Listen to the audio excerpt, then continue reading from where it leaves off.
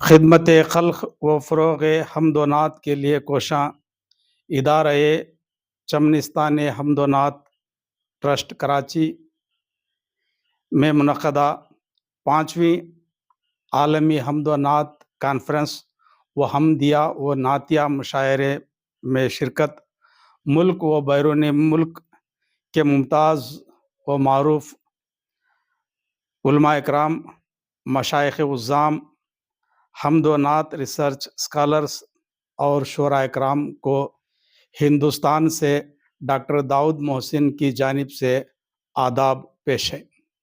السلام علیکم ورحمۃ اللہ وبرکاتہ۔ معزز حضرات، مجھے بے انتہا مسرت ہے کہ آج اس حسین اور مقدس کانفرنس میں جو اللہ اور اس کے حبیب سرکار مدینہ صلی اللہ علیہ وسلم کی شان میں اور ختم نبوت کے سلسلے میں یہ جو کانفرنس منعقد کی گئی ہے، اس کے لیے میں ادارے چمنستان نے حمد و نعت کے تمام محبان کی خدمت میں ہدیہ تبریک پیش کرتا ہوں۔ اور کیونکہ یہ ادارہ پاکستان میں خدمت خلق و فروغ حمد و نعت کے لیے کوشاں ہے، یہ ٹرسٹ یقیناً قابل تحسین اور قابل قبول اور قابل عمل ہے، دوسروں کے لیے ایک نمونہ ہے جو منظم اور مربوط پرائے میں صرف اور صرف حمد و نعت کی ترقی و ترویج میں دن رات کوشاں ہے، لگا ہوا ہے، جڑا ہوا ہے۔ گزشتہ سالوں میں 4 عالمی کانفرنسز یہ ادارہ منعقد کر چکا ہے۔ آج عالمی کانفرنس کی یہ 5ویں تقریب ہے اور حمدیہ و نعتیہ عالمی مشاعرہ کا انعقاد ہوا ہے۔ میں اس موقع پر بڑے ہی احترام کے ساتھ، اگر میں ان کو اپنا بڑا بھائی کہوں تو غلط نہ ہوگا، کیونکہ وہ جس طرح شفقت اور محبت سے میرے ساتھ پیش آتے ہیں، میری مراد اس ادارے حمد و نعت کے بانی جناب طاہر سلطانی صاحب، جنہیں علمی، ادبی و مذہبی دنیا میں شاعر حمد و نعت کے اعتبار سے ایک مقام اور مرتبہ حاصل ہے۔ اللہ کا فضل و کرم اور نبی معظم صلی اللہ علیہ وسلم کا احسان عظیم ہے کہ وہ اپنی شاعری کو تقدیسی شاعری کی طرف، ان کا پورا رجحان اس کی تقدیسی شاعری کی طرف مائل ہے۔ وہ جس انہماک سے لگے ہوئے ہیں، اللہ تعالیٰ سے میں دعا گو ہوں کہ اللہ تعالیٰ دونوں جہانوں میں اس کا اجر عظیم طاہر سلطانی صاحب قبلہ کو عطا کرے اور اس حمد و نعت کی ان خدمات کو باعث نجات بنائے۔ میں آپ کا بے حد سپاسگزار ہوں۔ اس عالمی کانفرنس میں آپ نے مجھے چند لمحے خطاب کرنے کا جو موقع دیا ہے، میں اس کے لیے بھی بے حد سپاسگزار ہوں کہ یہ ایک ایسا موضوع ہے ختم نبوت کا جس پر بحث ضروری بھی ہے اور غیر ضروری بھی ہے۔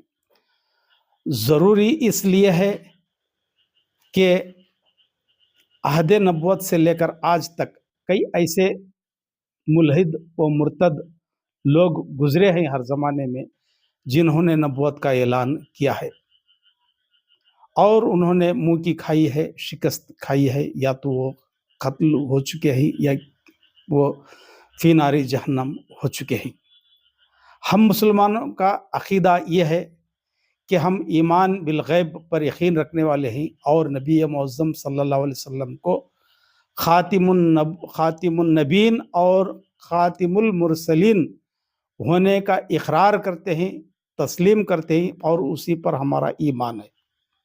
اور اس پر بحث غیر ضروری ہے کیونکہ اللہ تعالیٰ نے نبی معظم صلی اللہ علیہ وسلم کو اول و آخر نبی بنا کر اس دنیا میں مبعوث فرمایا۔ नबूवत का सिलसिला चलता रहा हज़रत आदम अलैहिस्सलाम से लेकर हुज़ूर अकरम सल्लल्लाहु अलैहि वसल्लम तक। अल्लामा इकबाल की के अल्फाज में अगर कहा जाए, निगाह इश्क व मस्ती में वही अव्वल वही आखिर, यहाँ पर बात ख़त्म हो जाती है। वही अव्वल है और वही आखिर भी है।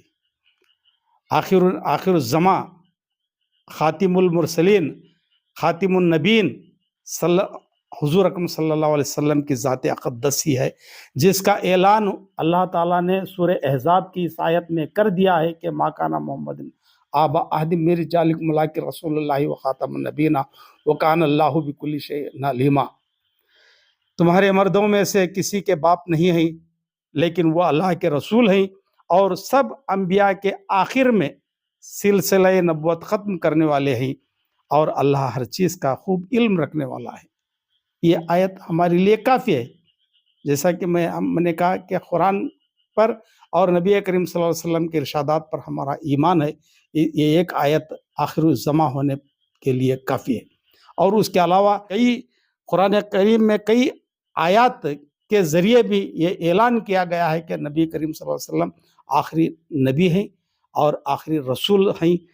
और नबी मुअज़्ज़म सल्लल्लाहु अलैहि वसल्लम ने भी अपने ज़ुबान मुबारक से कई अहदीस में ये बता दिया है, ये इरशाद फरमा दिया है कि नबी करीम सल्लल्लाहु अलैहि वसल्लम आखिरी नबी है। यहाँ एक बात ये भी वाज़ेह करना ज़रूरी समझता हूँ कि नबी मुअज़्ज़म सरकार मदीना सल्लल्लाहु अलैहि वसल्लम ने नबूवत का झूठा दावा करने वालों की निशानियाँ बयान की। हज़रत सुबान रज़ी अल्लाह ताला अन्हु से रिवायत है कि नबी मुअज़्ज़म सल्लल्लाहु अलैहि वसल्लम ने फरमाया, जिसका उर्दू तर्जुमा मैं यहाँ पर बयान कर रहा हूँ, कि मेरी उम्मत में 30 अशख़ास कज़्ज़ाब होंगे। उनमें से हर एक कज़्ज़ाब को गुमान होगा वो नबी है, हालांकि मैं खातिमुन नबीन हूँ और मेरे बाद कोई नबी नहीं आएगा। अब ये अल्फाज साफ बता देते हैं कि आपके बाद 30 कज़्ज़ाब आएंगे, नबूवत का दावा करेंगे, वो झूठे होंगे। दुनिया के लालच में, दुनिया की शोहरत, इज़्ज़त, नाम व नमूद की खातिर वो नबूवत का दावा करेंगे।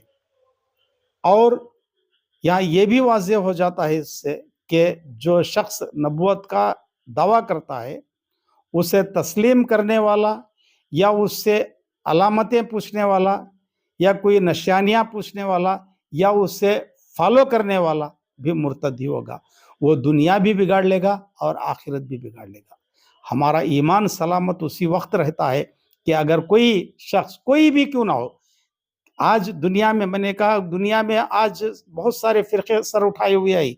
नबी करीम सल्लल्लाहु अलैहि वसल्लम के बाद बाज़ लोगों को मानकर उनको नबी तस्लीम करके चलने वाले लोग भी हैं और माशरे में बिगाड़ पैदा कर रहे हैं।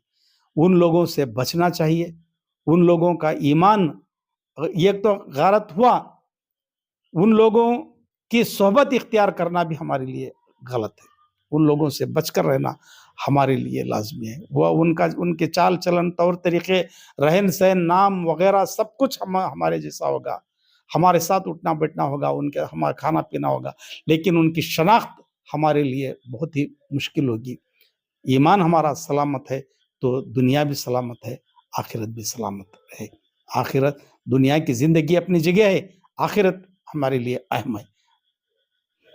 आज की नई नस्ल हमारे सामने है।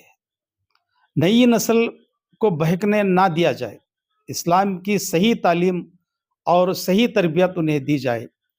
आज जो फ़िरक़े सर उठाए हुए हैं उनसे बचाया जाए। हमारी नौजवान नस्ल या हमारी नई नस्ल, हमारे जो बच्चे हैं, उनको सही तरबियत दी जाए कि ऐसे लोगों के शर से महफूज रहें।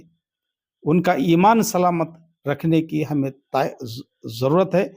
सलामती की दुआ भी करनी चाहिए, दवा भी करनी चाहिए। दवा यह है कि उनकी तालीम और उनकी तरबियत सही तौर पर हमें देनी होगी। अच्छे मदरसों में, अच्छे स्कूलों में, अच्छे लोगों की सोहबत में उठने बैठने और अच्छे लोगों के अच्छे मशाइख और लोग जो इल्म वाले हैं ان کی قدر کرتے ہوئے ان کی صحبت اختیار کرنے کی ہمیں اگر ہم لوگ تلقین کریں گے تو انشاءاللہ ہماری نئی نسل ان کے بہکاوے میں نہیں آئے گی، وہ ان سے کٹ کر رہے گی، اور ان کی شکست یقیناً ہوگی، ان کی ہار ہوگی۔ اگر ہماری نسل، ہماری موجودہ نسل ان کے پیچھے پڑتی رہے تو وہ ان کو استحکام حاصل ہوگا، ان شر پھیلانے کے لیے ان کو طاقت بڑھے گی، ان کو کمزور دیگر فرقوں کو اگر ہمیں کمزور کرنا ہے تو ہمارے بچوں کو بچانا ہے۔ ہمارے بچوں کو بچانے کا واحد طریقہ یہ ہے کہ ان کی صحیح تعلیم اور ان کی صحیح طور پر تربیت کی جائے۔